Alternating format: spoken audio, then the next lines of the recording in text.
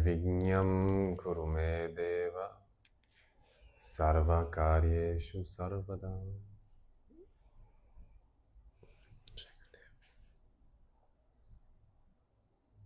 So, sound. Does anyone know the Sanskrit word for sound? Oh. Nadam. Which one? Nada. Narada. Nada. Nada. So either nadam or nada. Uh-huh. So not but Nada. What about the Sanskrit word for hearing?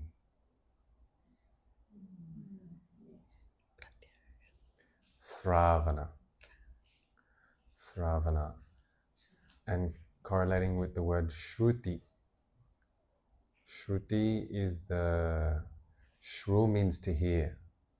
And it's the whole consciousness was created by shruti, by hearing. So it's that which you hear reveals itself.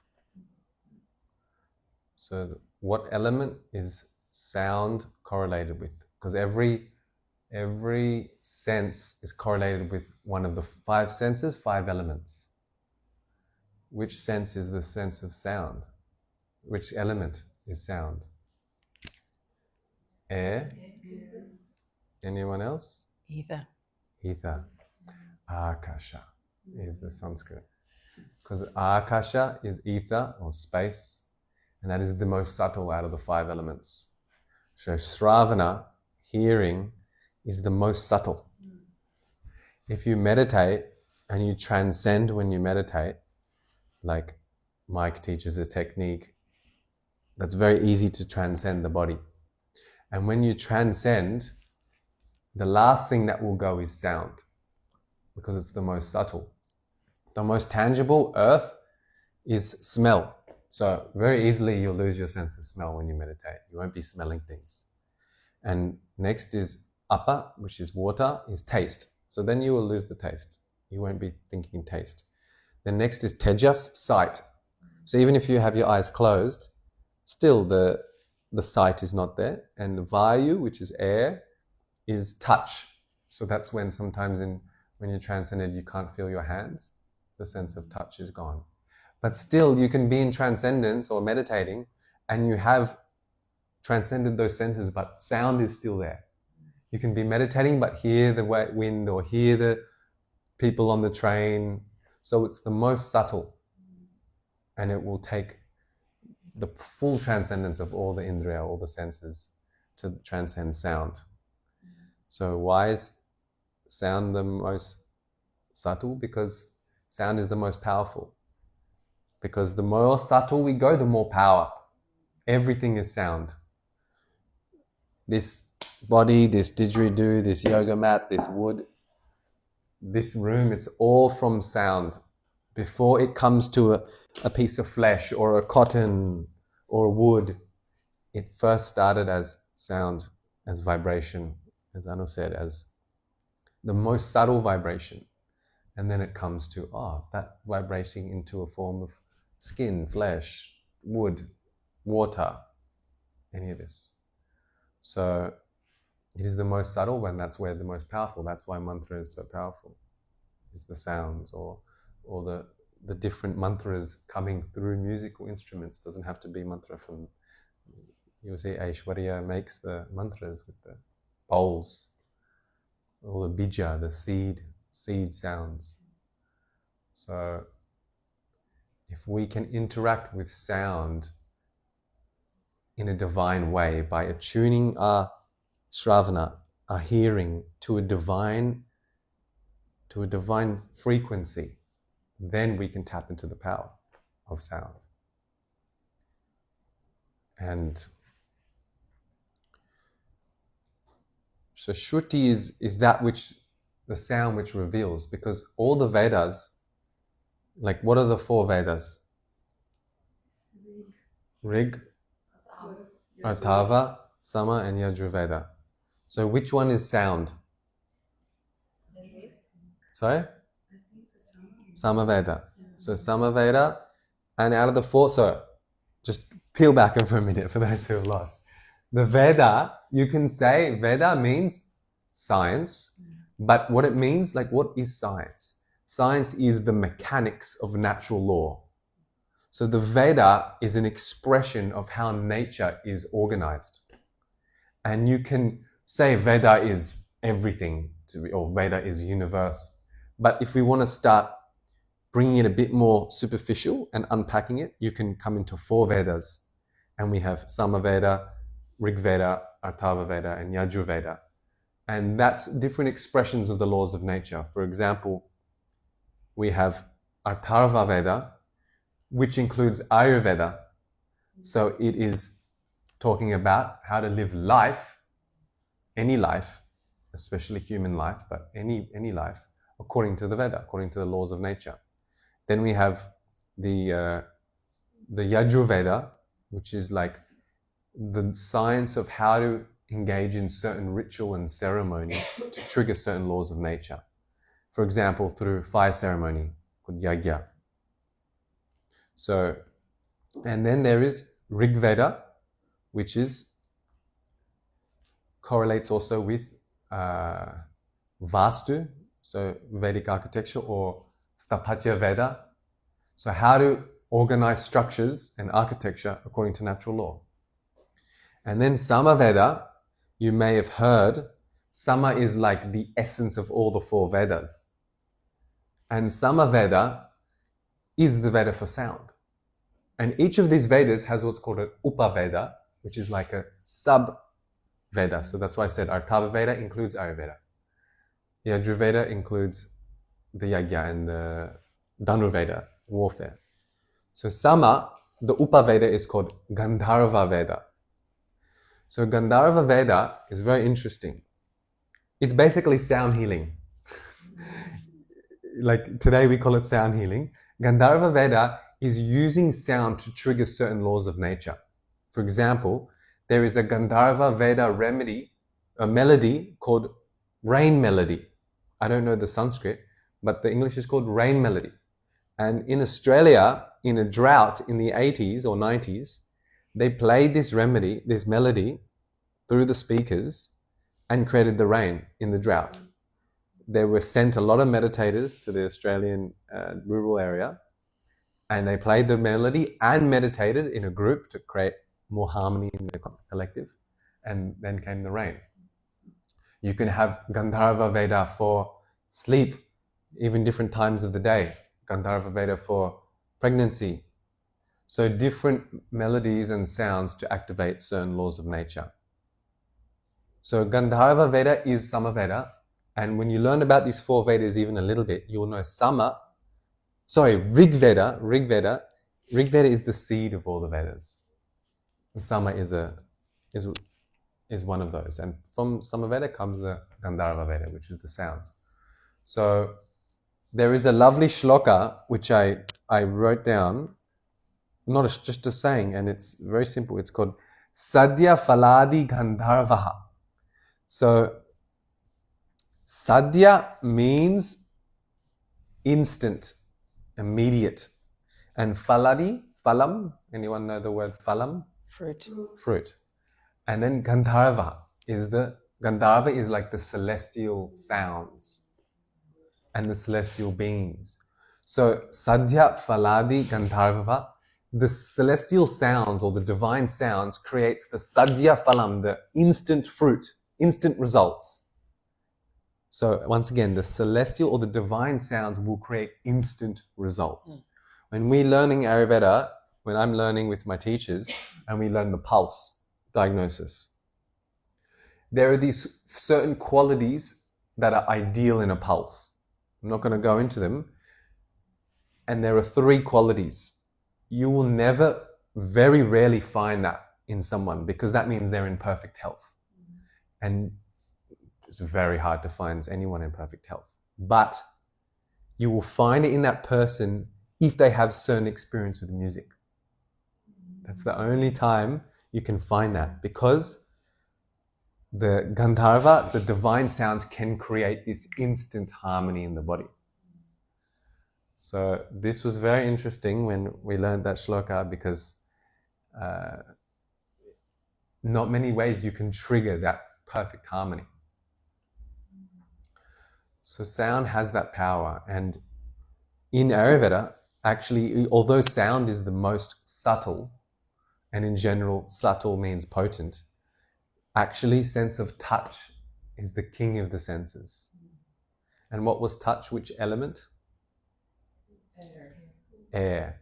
So the next subtle, the more gross than air, akasha is air, and that's touch. So why is touch the king if sound is the most subtle? It's said because sparsha, touch, is the biggest, it's the grossest, it's everywhere. Like vata is air, it's the king of the dosha, it's everywhere. So through touch, everything is like, I can't remember if Anu must have said it. She said, you can feel the sound in your heart. Like, especially you will feel the sounds. And when I will play the didgeridoo, maybe on near to your body, you will feel it. So you're not just hearing, you're feeling it. So touch is that feeling. It's everywhere. So Shruti, that which is heard, and all this Vedic knowledge, Samaveda, Rigveda, Atharvaveda, Yajurveda, so sophisticated, like from Ayurveda, the science of life, such a big topic, to Stapatya Veda, to Yajurveda, the yagyas, and to Dhanurveda, the warfare, so sophisticated. It was all just heard. It was just rishis, these great seers in meditation, and Shruti. They just heard it. They heard the knowledge. It's incredible. Like they just cognize this through sound, through receiving the energy through mantra and through. So this is the power of sound. So also we can talk about the physical, how to refine, how to attune, or how to attain and refine that shravana, that divine hearing, because we want to hear divine. So because shravana is vata, which is space element, also air element, we have to protect our ears. You walk outside tonight without your ears covered, and then cover it and see the difference. People underestimate how important it is to protect your ears, especially in this weather, in London, and in wind. You can do the experiment yourself. Go out on the wind without your ears covered and put a beanie on, or put cotton in your ears, or like that. You'll see you're sealed. You're sealed up, you're protected. Like in the treatments, I've been putting cotton in the ears during the treatment because it's like this cocoon of protection. Because vata enters through the ears, and vata is vayu, is air. That's what dries up the sensory organs, and that would lead to, you can say, degeneration of hearing, degeneration of smelling, degeneration of the brain, degeneration of taste. All the senses is nothing but dryness, drying out that vata, which takes the information and moves it into the process. Because vata is all the movements, including knowledge perception. How can I perceive what Dylan is talking about in this lecture and put it into my brain and understand it? That's vata. That's why the ADHD who can't concentrate, can be, the vata is too much or distorted and not regular. So pitta actually will metabolize it, that's the fire, but vata is what perceives the knowledge. So we need to keep our head protected. With one simple thing, keep the ears protected. So important. And you can even oiliate the ears also. It's very good. Every day. See, I'm sure everyone here, maybe there's a couple people I don't know here, but I think everyone here knows about the practice of oil massage in Ayurveda. You know? Self-abhyanga. So that is like a daily thing to do for so many reasons. I'm not going to go into it. One of the things is the hearing. I mean, like if you look at tinnitus and Shravana degeneration, like the hearing degenerating. Abhyanga is very important to prevent that, and then if it has started, to halt the degeneration process while you work on healing it. But Ayurveda said, Shiro Shravana Padesheshu, means the minimum of Abhyanga is Shiro, head, Shravana, and Padesheshu, the feet. That's it.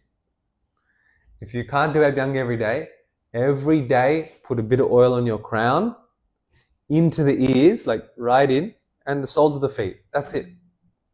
So this is the top, this is the bottom, but this is the Vata. This is the king. Vata is the king of the doshas. And this is one of the main seats of Vata. So definitely oleating the ears every day is important.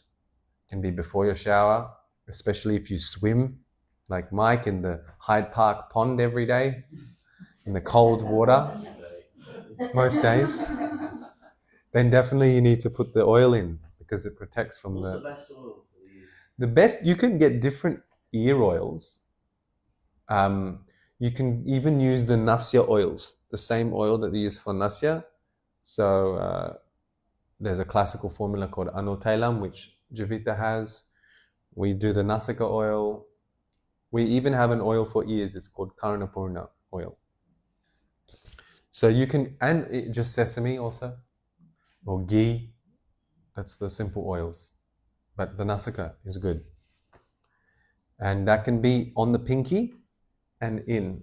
On the pinky and in, as well as in the nose. Because the nose is so important to treat the audible sense. And so important because it's the direct way to the skull and to the brain and to this whole facial arteries. And also, one more thing for the face is oil pulling. So swishing oil in the mouth for 15 to 20 minutes. It can be sesame oil or a medicated oil. That will also strengthen the facial arteries. And is someone I saw this week, what was the issue? They had something with their, she had the concussion. She fell and had hit her face. She passed out and hit flat there. She was still recovering. So for her, the Gandusha is very helpful because it means the oil pulling, it enhances the blood flow to the face and to all the sensory organs. So oil pulling is so much more. Now it's popular for like teeth and whitening the teeth and for gum health, but it actually does the whole head, neck and throat. Even the thyroid, if it's a medicated oil, it will help. And that's another thing for singers, it's very good. And Nasika for singers is very good. So lubricating, because the number one quality of Vata is dry. That's the first quality, Ruksha. So the opposite to dry is oily or unctuous. So it's so important to oleate the Vata areas, which is Shiro, Shravana and Padesheshu. This is the Vata sthanas, the Vata seats. There are more seats of Vata, but those are a lot of them, like lower back also, and the whole skin. That's why Abhyanga is so good for Vata, because the skin is the sensory organ of Vata. It's the sense of touch. So it's very good for that. And if there is the tinnitus, then the Shirodhara treatment, which you can do at Javita, is very good for that, because it calms the Vata in the brain, which is causing the ears to ring. And also, when the ears ring, it sometimes can be with the Kundalini activation. Has anyone experienced the ringing in the ears from spiritual experiences? So some people have it very strong, like uncomfortably strong, and it's not tinnitus. It's just a radical Kundalini awakening, or an expression of that happening. And it can be intense for them, and they need to still keep the Vata balanced, because the energy is moving so much that the pressure in the head is creating this ringing, and that's the Vata. So it's so important to keep the head and the orifices lubricated for the sense of hearing. And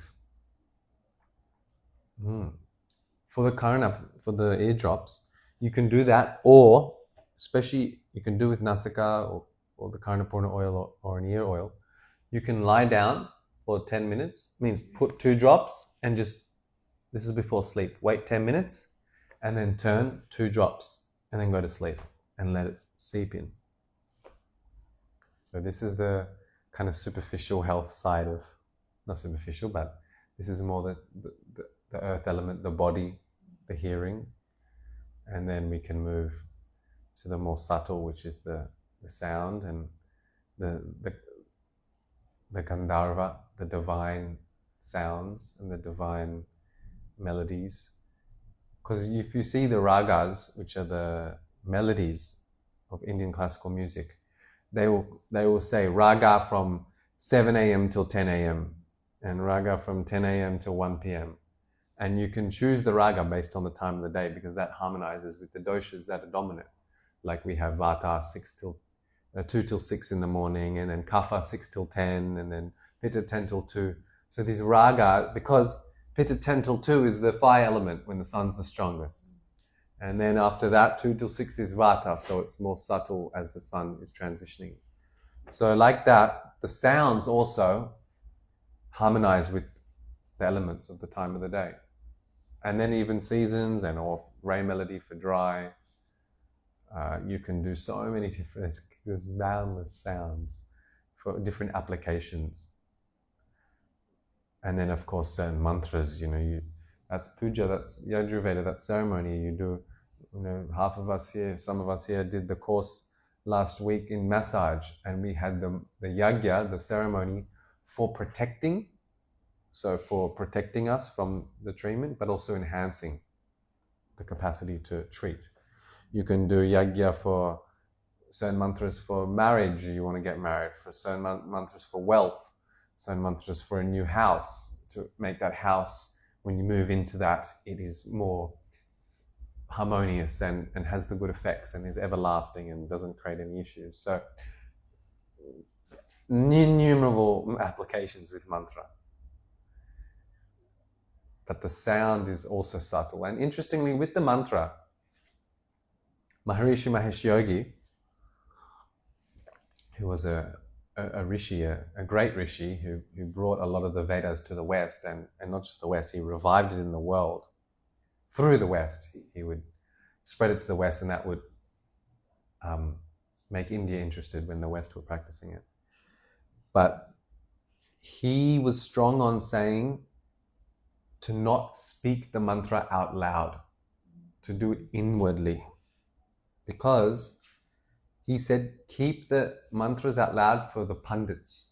And those are the masters of ceremony who have been initiated from blood, but also grown up in chanting. Because if we make any mistake in the mantra, it can cause some ill effect and take away from the power of that. But if it's inwardly, it's more subtle. We're not putting it out into the manifest. So it's more towards that space element. And there, it's okay for it to blend, and non-proper pronunciation is important.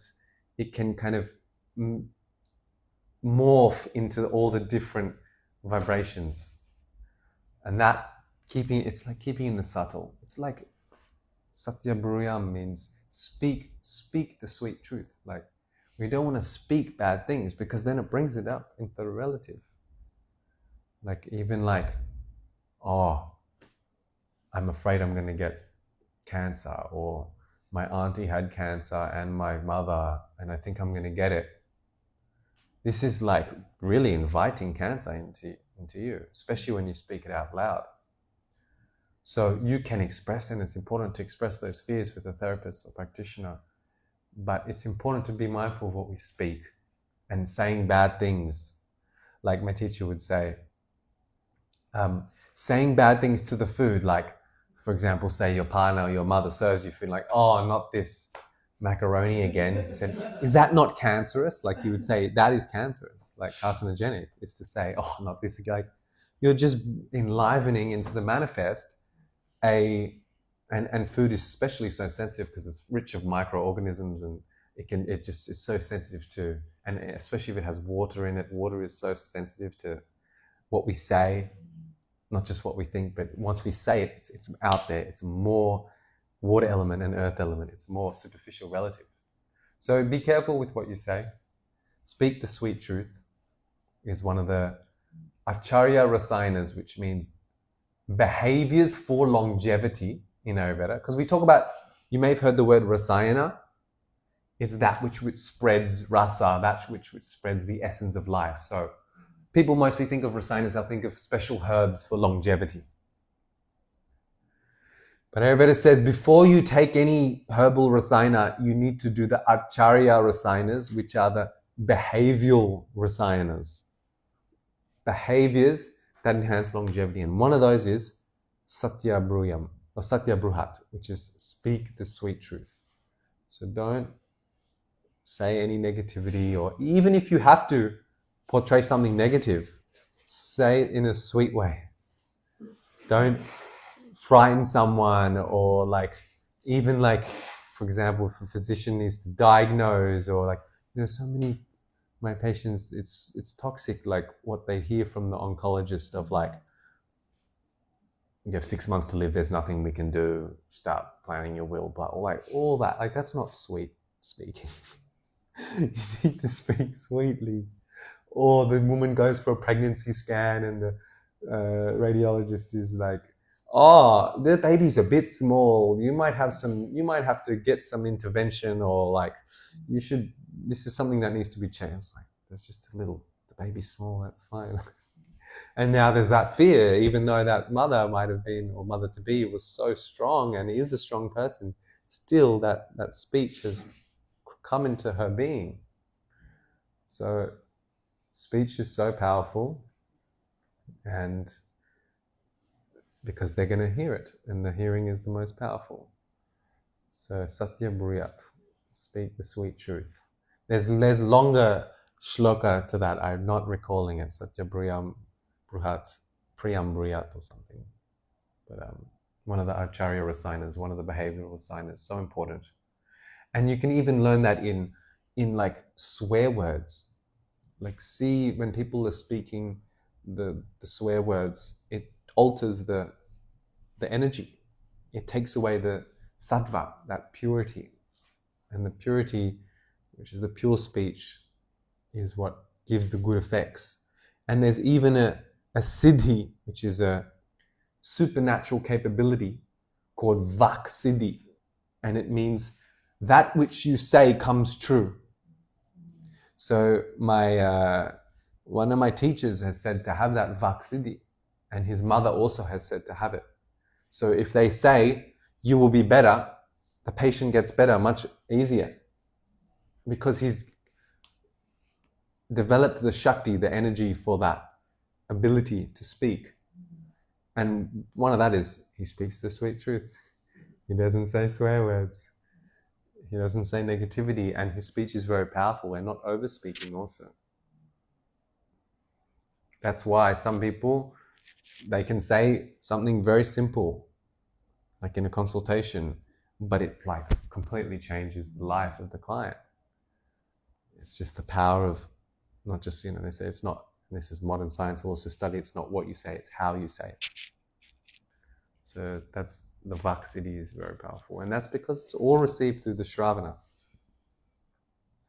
So speech is also related with Vata, of course, the Udana Vata, the Vata that goes out. And speech is also Saraswati, which is the aspect of nature, the divine feminine aspect of creativity, learning, music. So it's music, but also speaking, with the planet Mercury, which is also speaking. And Shravana, hearing, is also Mercury, because it's communication. So it's ultimately, we want to communicate, listen, give on a divine level, ideally. And doesn't mean we have to only speak divine and listen to divine things.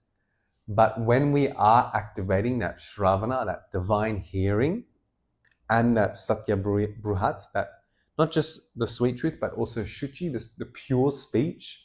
If we have that in our lives, as well as we love to have conversations about the football and whatever it is, then that will create more power and keep the prana flowing in our relationships and in our work and in our actions.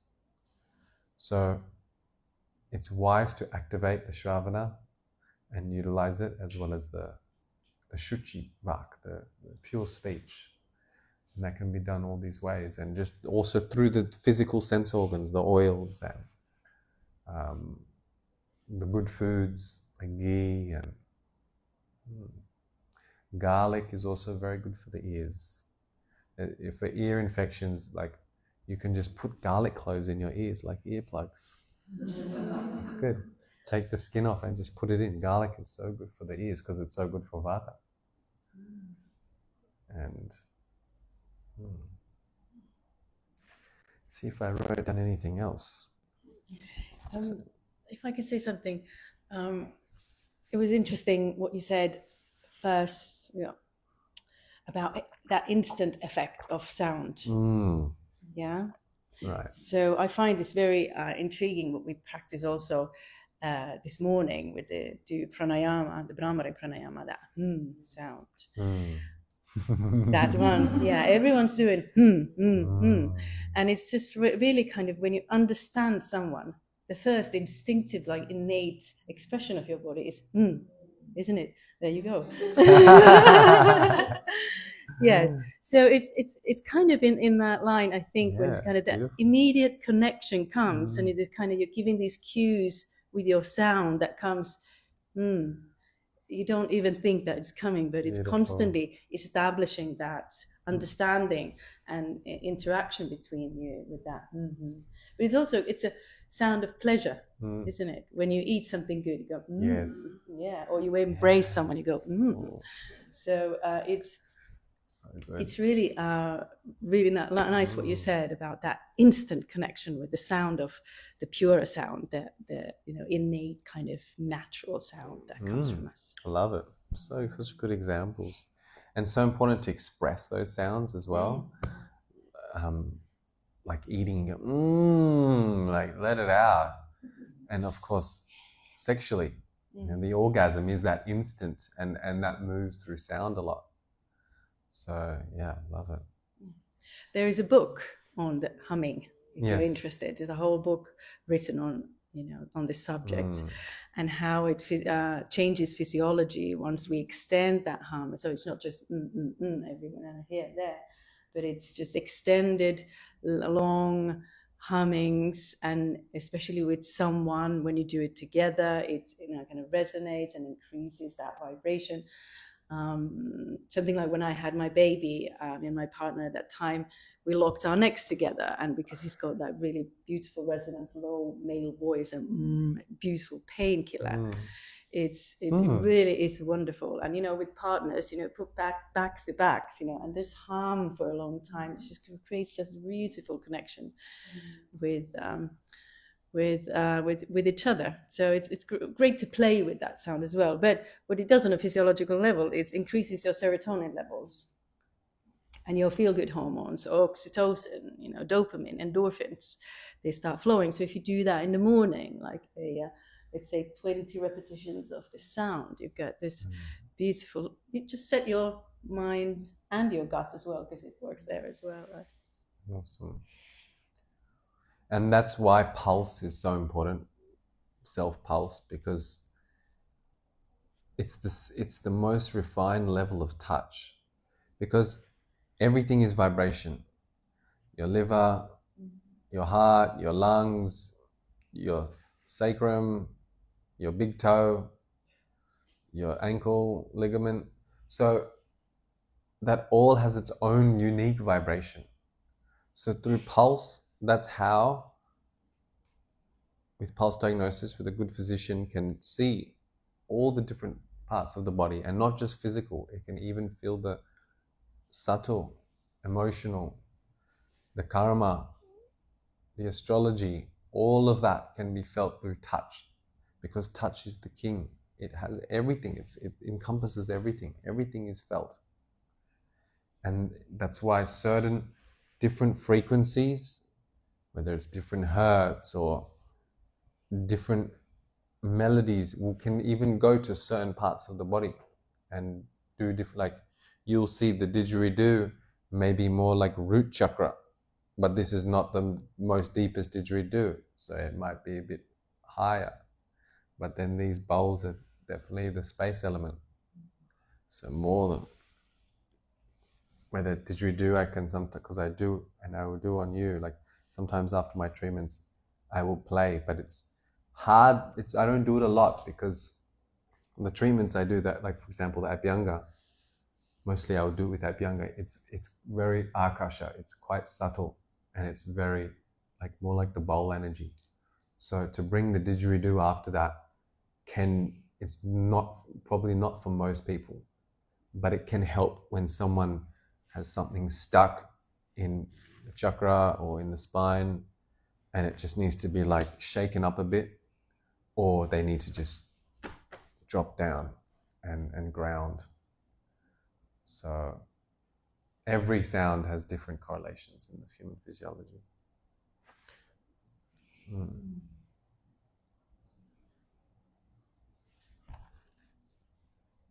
Yeah, that's all I have to say. Any questions? There's a microphone then. Can I pass the microphone then if you're asking questions? Yeah. Thank you.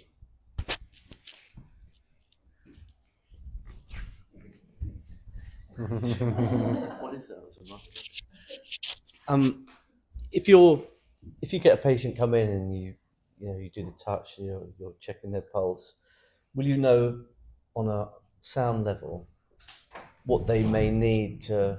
Will you be able to identify what they might need, whether it is root? Will you get Right. you say, hang on a second, I'm just going to get my didgeridoo because this is going to sort you out, or wait, I've got to get a couple of bowls. Yeah, definitely, because it's like that. It's like, I mean, I'm not a sound by all means. Like, I play some music, but I'm not a musician. I don't do sound healing very much. But from what I do know, like, definitely the didgeridoo is good for activating the root chakra, and also depends on like how to play it. So some people need to be kind of blasted with a very deep roaring, like a deep roar on the spine, or even the navel. That can be more for grounding or just tension in that area in the pelvis. And same with the heart, if they are holding any, like suppressing some emotions, definitely it can create tears and open that. And then the bowls can be more for expansion and harmonizing the mind. So that is easy for a clinician to assess what they need, and then with sound for sure. But there's so many different instruments, and there's the forks, which are so tangible, like you feel it on the body, and yeah. It's not something that I do a lot, sound. Thanks. And obviously the tone of your voice, the level that you're transmitting, talking to a patient, that pitch, that vibration. Whether if you want to bring someone out from something stronger. Yes, definitely. Yeah. Well, it's very nice to hear your voice whilst you have this melody in your so that goes up a bit, and then you have this baritone that comes. Can you hear it? Like this vibration from your chest. It comes. I can feel it, and so it's for human ear. It's very nice to hear a sound that has that melody, and that's considered naturally safe. Yeah, we experience safety when there's a little bit of that highs and lows and highs and lows. It's like a singing thing. But if I start talking like a no, even babies consider that as a predator sound. Yeah, so it's naturally threatening, and you get into defensive states if you start talking like this. In Finland, we talk a little bit like that. So we're considered to be very rude often, but it's just our And like way. Germany We also. have the subtlety of understanding what we say to each other, but for an outsider, it sounds like we're on a predator mode all the time. Like German, would you say Finland and Germany? There is that monotony. Right. There is that melody is. It's a bit It's not- darker than Swedish, for sure. Yeah, not as Italian. Yes.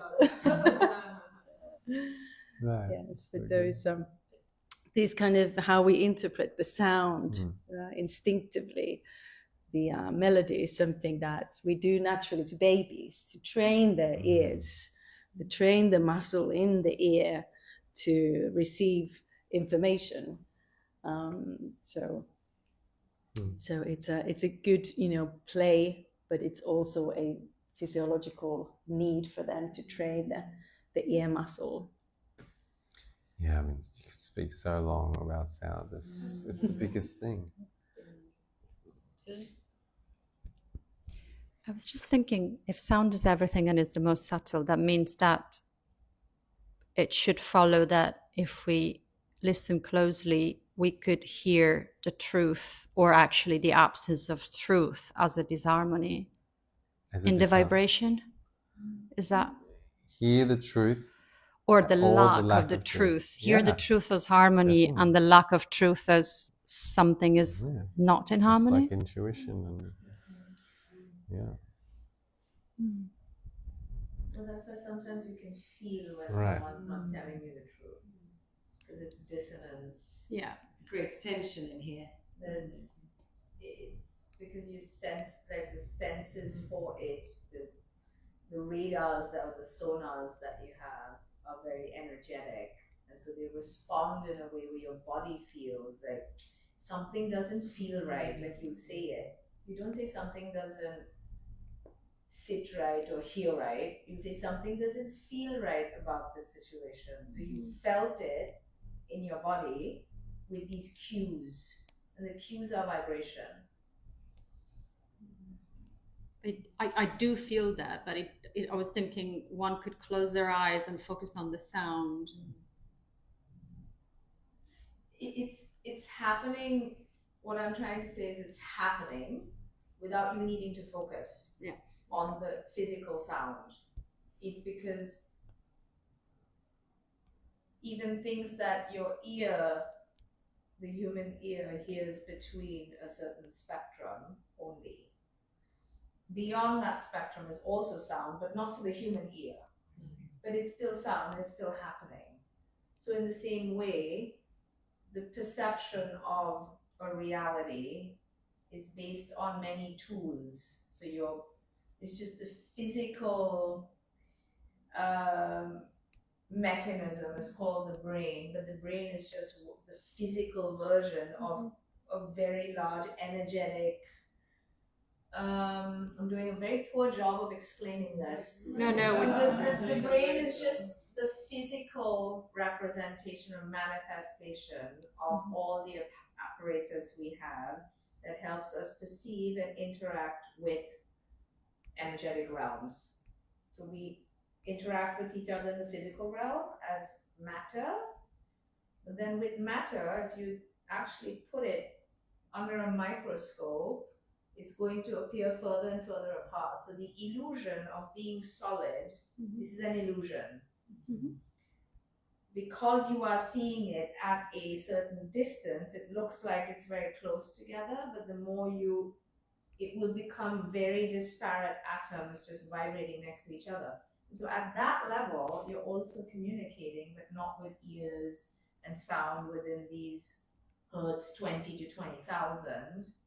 There's many other things going on which you feel. So whether you focus on it or not, you will feel it. And then all of it gets distilled then by the physical apparatus into your physical body from your energetic body. That's all science fiction. I tried. But yeah, what you're saying of you can hear the truth. That's like the rishis. They hear the truth. That's you're cognizing and you're realizing through sound. And that's not like, oh, I hear someone saying wake up at sunrise. It's like the vibration just manifests that I should wake up at sunrise and that the sun is divine, and this Surya, I can hear the connection of me with the sun. So this, and then, oh, something doesn't feel right. It's that, it's coming. Oh, that's, something doesn't sound right. So it's everything. Sound is everything. And how can we incorporate it in our daily rhythm? I would say, first of all, you can physically self-attune, like attune your hearing with the nose drops and the ear drops, and protecting your ears from cold and from wind. And then just start, I would say start with your speech. Be more mindful of the sounds that you produce, not just speech, but like walking around the house, are you stomping, and like, can you be more subtle? And then you'll also naturally pay attention to the sounds, all the sounds. Like, oh, the air conditioning, oh, the bird, the tree swaying, the touching of the... So just becoming more aware, starting to just create more awareness and tune into the subtleties. But I think a really good one is your own, what are the sounds you're creating? And I think the great one is early morning, you're the first one up. What's going on, and what's each footstep do? Just everything's subtle. It's just we want to be more aware of the subtle and start to tune into it. And there are techniques, like the Yoga Sutras of Patanjali speaks about the five senses and how to refine them and create more super subtle sensory perception through all the senses. He gives technique of certain yogic practices to activate that more. And that's the meditation technique or yoga technique called sanyama. So there's so many things that can be done, but I would say start with those things. I also find it very interesting how selective our hearing is. Yeah, when you said that, you know, the fan, I hadn't heard that fan until you said that. Right. So it's kind of our realities are so selective, you know. It's like, does it exist if you don't hear it? But the and what in different times, you know, certain sounds sound good, and other times they irritate you to that you can't focus. That's why in the 8 limbs, the Ashtanga, the limb before meditation, which is dhyan, is dharan, which is concentration.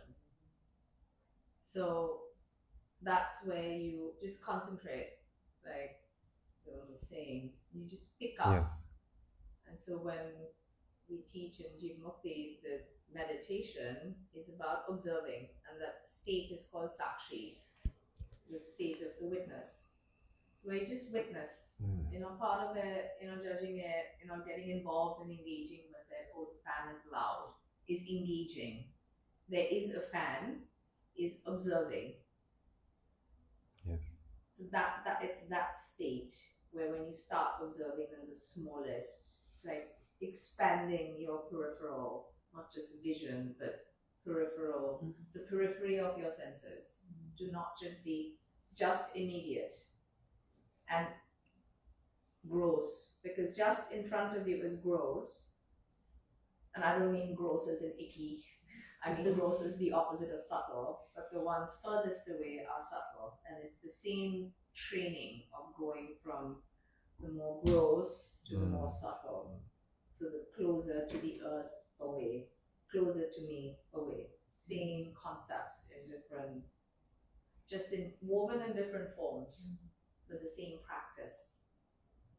Yeah, so many yoga techniques. Also, pulse is very good to refine your senses, feeling your own pulse. Good. Any other questions?